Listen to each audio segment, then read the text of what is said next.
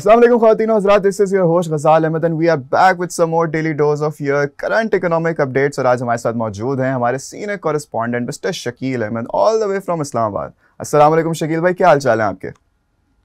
वालेकुम सलाम गजाल, आप कैसे हैं? मैं बिल्कुल ठीक हूँ। और इस्लामाबाद की जो सूरत हाल है, जो सियासी खबरें हैं वो भी काफ़ी गर्म है, साथ साथ मईशत के हवाले से भी काफ़ी ज़्यादा डेवलपमेंट्स हो रही हैं। तो आप पूछें, क्या पूछना चाह रहे हैं? मैं सबसे पहले तो आपसे यही पूछना चाहूँगा कि आज की जो ताज़ा तरीन लेटेस्ट ट्रेंडिंग डेवलपमेंट है वो तोशा खाना केस से रिलेटेड है, तो थोड़ा हमें उसके बारे में ज़रा अपडेट दें कि अभी करंट क्या डेवलपमेंट हुई, और if we were to quickly summarise the whole case तो वो क्या है? देखिए गजाल, बेसिकली एहतसाब अदालत की जानिब से साबिक वजीर आजम इमरान खान और उनकी अहलिया बुशरा बीबी को 14 कैद की सजा सुनाई गई है, और इसके साथ साथ 1 अरब 57 करोड़ रुपए से ज्यादा का जुर्माना भी उनको आयद किया गया है। बुनियादी तौर पर यह तोशा खाना केस था, जिसके तहत साबिक वजीर आजम को सऊदी वली अहद की जानिब से कुछ गिफ्ट मिले थे। एक ज्वेलरी सेट था जिसके अंदर कुछ चीजें थी जिनकी कीमत तो जी। 1 अरब 57 करोड़ 40 लाख रुपए थी, लेकिन साबिक वजीर आजम इमरान खान ने ये चीजें जो है वो 90 लाख रुपए में खरीदी, और उनको उसके बाद मार्केट में फरोख्त कर दिया गया। तो बुनियादी तौर पर यह तोशाखाना केस था जिसमें उनको सजा दी गई है, साथ जुर्माना आयद किया गया है। इस ज्वेलरी सेट के अंदर नेकलेस था, एयर रिंग्स थी, ब्रेसलेट और एक अंगूठी भी शामिल थी।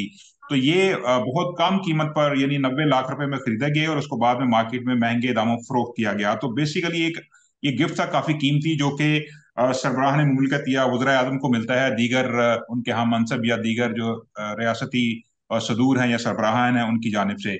लेकिन इसमें इल्ज़ाम यही था उन पर कि उन्होंने सरकारी ओहदे का गलत इस्तेमाल करते हुए महंगा जो है एक गिफ्ट समझ लें आपने लिया, और उसके बाद उसको सस्ते दामों खरीदा, फिर मार्केट में उसको फरोख्त करके नाजायज फायदा उठाया। तो 14 14 साल कैद की सजा सुनाई गई है दोनों मुल्जिमान को एहतसाब अदालत की जानिब से, प्लस उनको काफी हैवी जुर्माना भी कर दिया गया है जो कि 1 अरब 57 करोड़ रुपए से ज्यादा है। इससे पहले भी इसी किस्म के केस में, तोशाखाना केस में ही अगस्त में इनको सजा हुई थी 3 साल की, क्योंकि इलेक्शन कमीशन ऑफ पाकिस्तान ने ये मामला उठाया था कि इन्होंने अपने जो असासे हैं उसमें डिक्लेयर नहीं की चीजें। तो 3 साल कैद की सजा हुई थी, लेकिन उसके बाद में इस्लामाबाद हाई कोर्ट ने सस्पेंड कर दिया था। लेकिन जो अब इलेक्शन यानी आम इंतखाबात से पहले सजा हुई है, काफी मैक्सिमम पेनल्टी है, 14 14 साल कैद की सजा प्लस जुर्माना। तो अब काफी मुश्किल में है साबिक वजीर आजम और उनकी अहलिया। ज़ाहिर है अरेस्ट हो चुके हैं ऑलरेडी, वो जेल के अंदर हैं। तो अब उनको इसका सामना करना पड़ रहा है, इस सजा का। तो इस सब में तो शकील इस सब साहब में शकील बुशरा बीबी साहब, का क्या रोल था?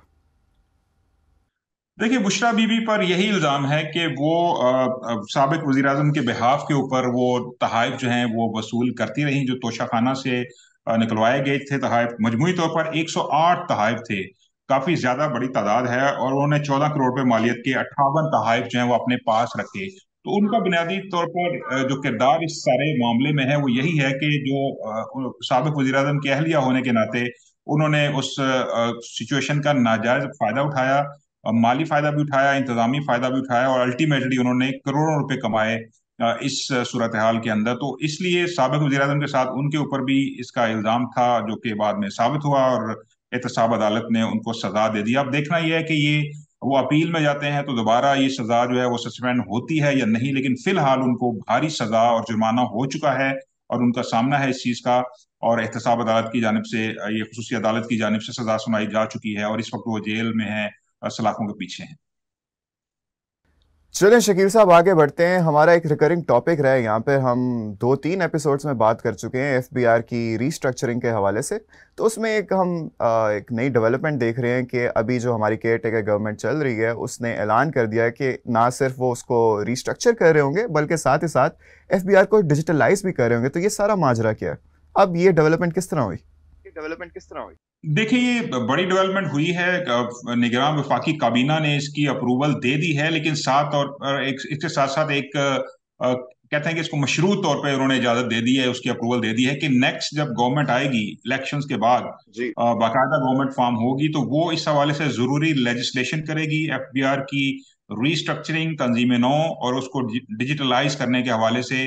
जरूरी जो कवानीन है उसमें तरमीम करना पड़ेंगी, क्योंकि मैंने आपको बताया था कि 1,000 से ज्यादा ऐसे कवानीन हैं जिनमें तरमीम करनी पड़ेंगी टैक्स से मुतल्लिक।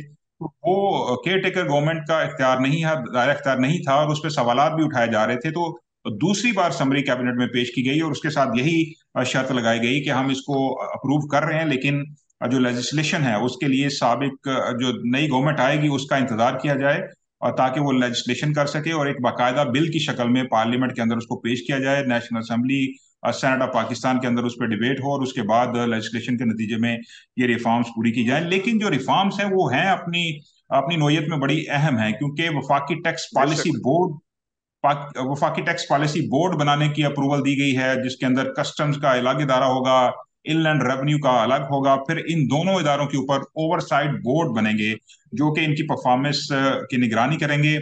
और उन ओवरसाइट बोर्ड्स के अंदर जो निजी शोबा है, यानी प्राइवेट सेक्टर के अंदर जो एक्सपर्ट्स हैं, मुतलका एक्सपर्ट जो टैक्स के हवाले से हैं, उनको भी ऑन बोर्ड लिया जाएगा और उनकी मुशावरत से ये सारा काम होगा। लेकिन साथ साथ एक और बड़ी डेवलपमेंट हुई कि इलेक्शन कमीशन ऑफ पाकिस्तान ने इसके ऊपर सवालात तो उठा दिए। उनका ये कहना है कि निगरानी हुकूमत का काम ये नहीं है कि वो जो है वो इस तरह की संजीदा नोयत की या जो आप कह सकते हैं कि एक अहम कानून साजी या वो कर सकें ओवरहालिंग ऑफ एफबीआर। चूंकि ये मेजर पॉलिसी डिसीजन है तो ये निगरान हुकूमत का इख्तियार नहीं है, इसको आने वाली हुकूमत पर छोड़ दिया जाए। उन्होंने ये कहा है, इलेक्शन कमीशन ऑफ पाकिस्तान ने बाकायदा एक लेटर लिखा है प्राइम मिनिस्टर को और सेक्रेटरी काबीना को, जिसमें उन्होंने कहा है कि आप डे टू डे अफेयर्स जो हैं या अर्जेंट नोयत के जो मैटर्स हैं या वो जो हंगामी जी। नोयत के चीजें हैं सिर्फ उनको डील करें, आप ये लॉन्ग टर्म जो रिफॉर्म्स हैं ये नहीं कर सकते। साथ साथ उन्होंने इलेक्शन कमीशन ऑफ पाकिस्तान का जो सेक्शन है 230 उसको भी कोट किया है, जिसमें उन्होंने कहा है कि केयर टेकर्स के जो इख्तियारात हैं वो महदूद हैं, ला महदूद नहीं है। तो उन्होंने भी यही कहा कि जी। आप आने वाली हुकूमत पर छोड़ दें। तो फेडरल कैबिनेट जो है, निगरान कैबिनेट, उसने ये अच्छा डिसीजन लिया कि अल्टीमेटली उन्होंने कहा है कि अब आने वाली हुकूमत जो है उस पर यह मामला छोड़ दिया जाए, क्योंकि पाकिस्तान के अंदर रिफॉर्म्स होना तो जरूरी है। 22% जो है वो टैक्स टू जीडीपी का पोटेंशियल है पाकिस्तान में, जो इस वक्त 8.5-9% के करीब है। तो ह्यूज गैप है। हमने पहले जिक्र किया था कि तकरीबन हाँ, हाँ। 14,000 अरब रुपए मजीद हम जो है ये टैक्स कलेक्ट कर सकते हैं इन इस्लाहात के नतीजे में। तो अब देखना यह है कि ब्यूरोक्रेसी, एफबीआर, इसके अलावा फाइनेंस मिनिस्ट्री और फिर आने वाली जो गवर्नमेंट है वो किस तरह ये तमाम स्टेक होल्डर्स जो हैं वो ऑन बोर्ड होते हैं। तो ये इस्लाहात होंगी, ये आगे बढ़ेंगी, लेकिन बुनियादी जो डिसीजन है वो कर लिया गया है, केयर टेकर कैबिनेट ने इसकी अप्रूवल दे दी है। तो शकील भाई, क्या अभी ये प्रोबेबिलिटी है कि जो नई गवर्नमेंट आए वो इस फैसले को ओवरटर्न कर दे, या ये अब होके ही रहेगा? ये बहुत अच्छा सवाल है।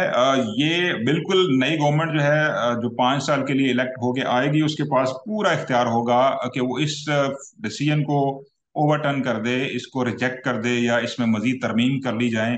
क्योंकि केयर जी। टेकर, निगरान केयर टेकर गवर्नमेंट ने ये अप्रूवल दी है, अभी तो ये पार्लियामेंट के अंदर मामला आएगा, इसके लिए लेजिस्लेशन का एक पूरा प्रोसेस है, जो कि काफी लेंथी प्रोसेस होगा, क्योंकि 1,000 से ज्यादा कवानीन जैसे हमने जिक्र किया उसमें तामीम करनी है, उसकी अप्रूवल लेनी है पार्लियामेंट से।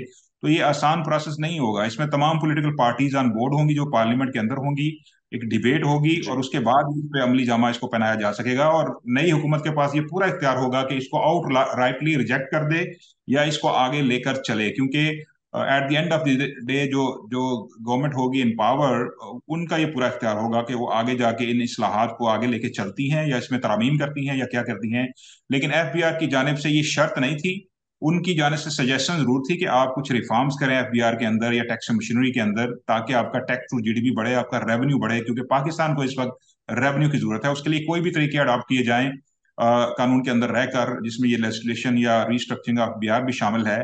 तो उनकी ये सजेशन जरूर है कि आप ये काम करें, लेकिन उनकी तरफ से बाइंडिंग नहीं है, ऐसी किस्म की शर्त नहीं है कि जिस पर अमल करना पाकिस्तान की लाजमी है। उनके लिए सिर्फ एक ही कंसर्न है कि पाकिस्तान अपना जो टैक्स रेवेन्यू है उसको बढ़ाए। गजाल। जी। जी। अच्छा शकील साहब, हमारे पास वक्त थोड़ा कम है, लेकिन एक और बड़ी खासी डेवलपमेंट है जिसके बारे में हमने डिस्कस करना है। वो ये कि आईएमएफ ने एक रिपोर्ट जारी की है जिसमें कोई खास अच्छी खबर हमारे लिए नहीं उन्होंने शाया की। वो कहते हैं कि हमारा जीडीपी और भी कम होता हुआ नजर आ रहा है। ये इस पूरे सिलसिले के बारे में जरा हमें बताएं, और ये भी बताएं कि क्या हमारा करंट अकाउंट डेफिसिट जो है वो भी आपको बढ़ता हुआ नजर आ रहा है? देखिए, आईएमएफ की जानिब से जो latest economic update outlook report जारी की गई है, जिसको अपडेट रिपोर्ट का नाम दिया गया है, उसके अंदर कुछ उन्होंने जी। नंबर्स शेयर किए हैं। इस फिजिकल ईयर के दौरान जो हुकूमत पाकिस्तान है उसने मुआशी शरह नमू का जो हदफ था, जो बजट के अंदर रखा गया था, वो 3.5% रखा था। लेकिन जी। आईएमएफ ने अक्टूबर में एक रिपोर्ट जारी की थी जिसमें कहा था कि इस साल पाकिस्तान की जो जीडीपी ग्रोथ है वो 2.5% रहेगी। लेकिन उसको अब रिवाइज किया गया है, उसको अपडेट करके दोबारा जारी किया गया है जनवरी के अंदर। अब ये कहा गया है कि पाकिस्तान की ग्रोथ जो है जीडीपी ग्रोथ वो इस साल 2% रहेगी। तो उन्होंने बेसिकली डाउनवर्ड रिवाइज कर दिया इसको, कहा है कि स्लो डाउन रहेगी पाकिस्तानी की इकोनॉमी, 2% रहेगी, 0.5% का उन्होंने डिफरेंस डाल दिया है, यानी कमी की है उसमें। लेकिन साथ ये भी कहा है कि नेक्स्ट ईयर पाकिस्तान की जो जीडीपी ग्रोथ है वो 3.5% होगी, जो कि इस साल गवर्नमेंट का बेसिकली हदफ था। तो आईएमएफ ने यही कहा है कि पाकिस्तान की जो इकोनॉमी है उसमें थोड़ा स्लो डाउन होगी, और साथ अगर नेबरिंग कंट्रीज से इसका कंपैरिजन करें तो इंडिया 6.5% के हिसाब से ग्रो करेगा इस फिजिकल ईयर के दौरान। तो बहुत ह्यूज डिफरेंस है। पाकिस्तान की मार्केट के अंदर अब 20 लाख से ज्यादा सालाना जो है वो जॉब सीकर्स आ रहे हैं, जिनको नौकरियों की जरूरत है, रोजगार की जरूरत है। लेकिन हमें उसके लिए जो जीडीपी ग्रोथ है उसको भी, माशी तरक्की की रफ्तार को भी 6-7% एटलीस्ट लेके जाना पड़ेगा, क्योंकि इस वक्त 2% है और लास्ट फिजिकल ईयर में वो माइनस थी, यानी नेगेटिव ग्रोथ थी। तो आईएमएफ ने ये खतरे की घंटी बजाई है कि स्लो डाउन रहेगी इकोनॉमी इस साल, लेकिन अगले साल इसमें बेहतरी आएगी। और साथ साथ अगर आप पाकिस्तान की इंशाल्लाह। आबादी का जिक्र करें तो आबादी जो है वो 2.6% के हिसाब से बढ़ रही है, लेकिन जो माशी तरक्की की शरह है वो 2% है, तो उससे काफी कम है।